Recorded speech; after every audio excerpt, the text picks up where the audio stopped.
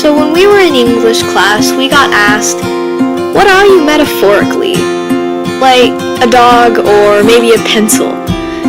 This was actually a really hard question for me because I had to think about it a lot. But I do believe that I'm a sketchbook. But why, necessarily? To me, every day is like a blank page. It's just you, the page, and the pencil.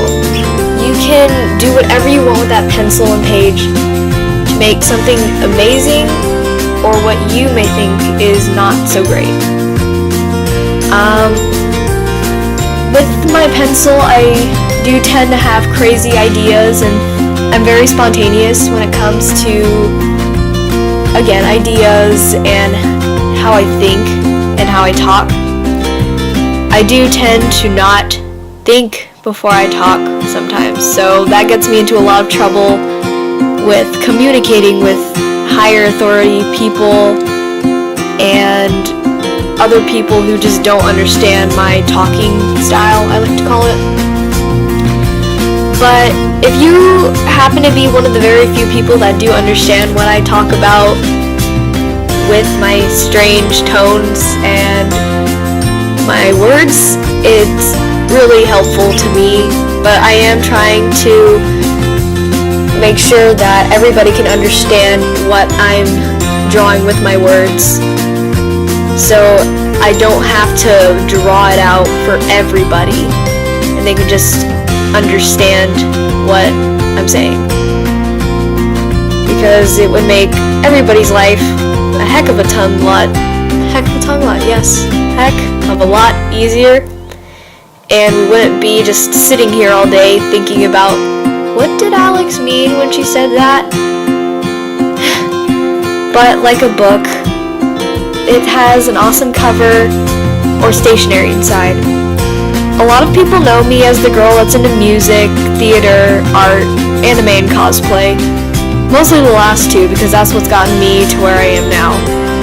Fandoms like Doctor Who and Attack on Titan and Hetalia have gotten me lots of friends. And once people do get to know me on the inside and on my inner pages, I'm a happy, confident, funny, and fun-loving girl. There are just some people, however, that don't necessarily enjoy the same things my friends and I do. And it really hurts, and it tears me up inside, and I feel like I just can't move on from it.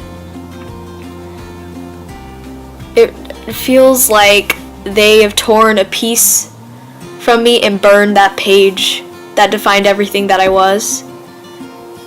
But a few days later, I eventually realized that their opinion will never define who I am, because that is my job.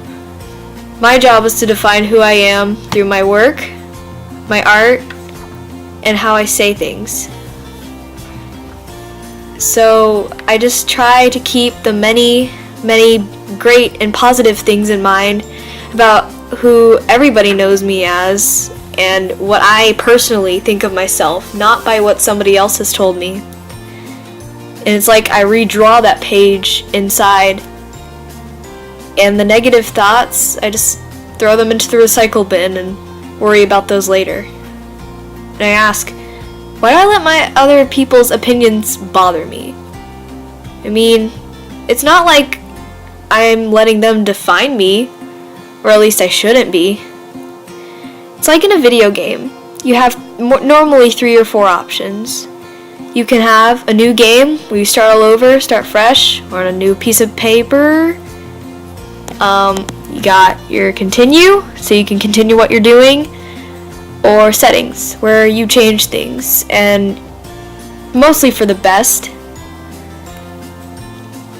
But on the aspect side, my many aspects are like pages in a book.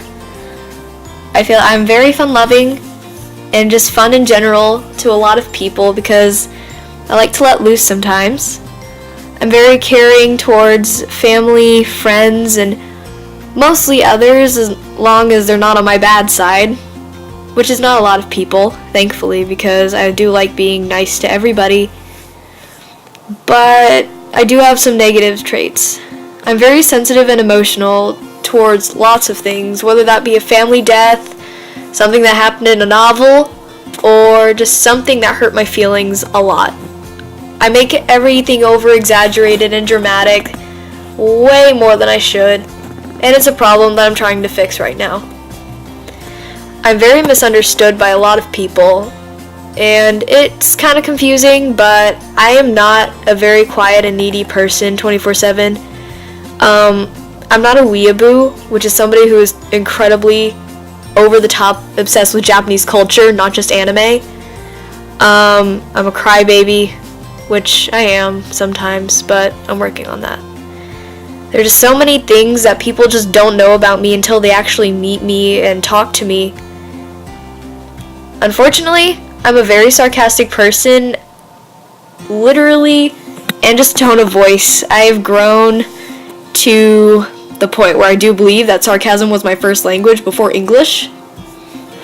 And I just feel like I'm very manipulated by people, and I can just, like a page, be bent up and torn and pulled into other people's problems where I shouldn't be. And it's another thing that I'm trying to fix.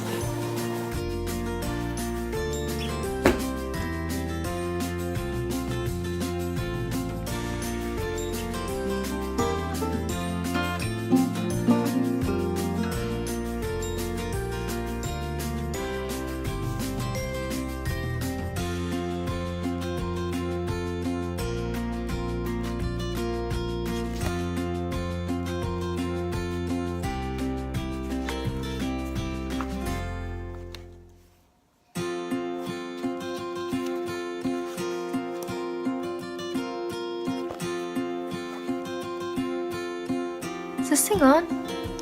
Yep, there we go.